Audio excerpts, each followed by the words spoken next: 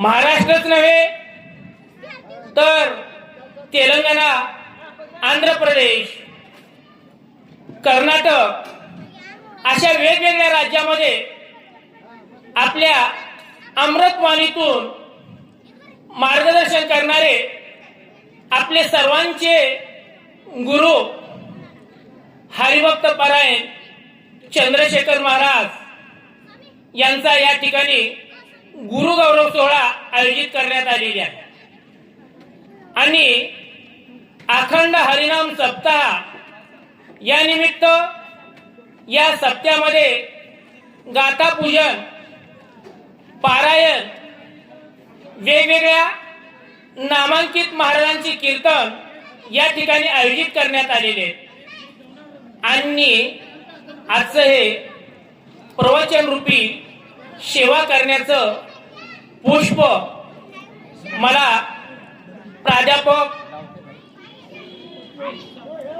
विनोदराव जोशी आणि त्यांच्या वडिलांकडून आणि आपल्या संबंध गावकऱ्याकडून या ठिकाणी आपण मला जी सेवा करण्याची संधी दिलात त्याबद्दल मी आपली सर्वांची कृतज्ञता व्यक्त करतो आणि आपण वेळेनुसार आजच्या या 9व्या अध्यायाचं निरूपणाला सुरुवात करत आहोत।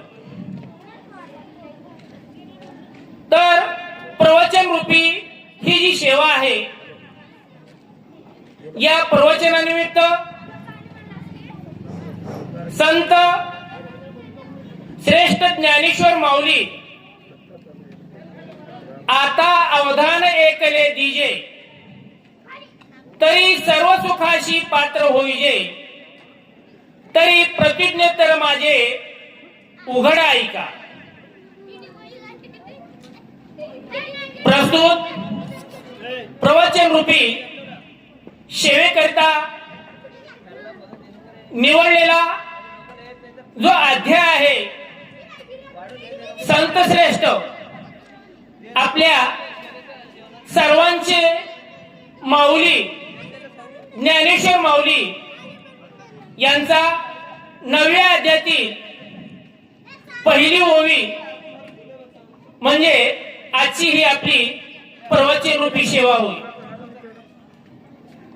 या पहिल्या चरणामध्ये ज्ञानेश्वर माऊली आता अवधान एकले दीजे तरी सर्व सुखाशी पात्र होईजे तरी प्रतिज्ञेतर माझे उघड ऐका। या पहिल्या चरणामध्ये संत श्रेष्ठ ज्ञानेश्वर माऊली यांनी सर्वांना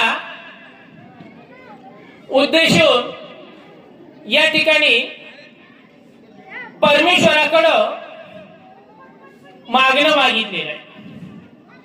ज्ञानेश्वरीमध्ये 9व्या अध्यायाला अनन्य साधारण असं महत्व आहे। 9वा अध्याय कसा आहे तर 9वा अध्याय हा 9वा अध्यायासारखा आहे। समुद्र कसा आहे असं जर विचारलं तर समुद्र हा समुद्रासारखा आहे। अर्जुन कसा आहे तर अर्जुन हा अर्जुनासारखा आहे। झाले भाऊ, होतील भाऊ, आहेतही भाऊ, परंतु या समाहा अर्जुनाच्या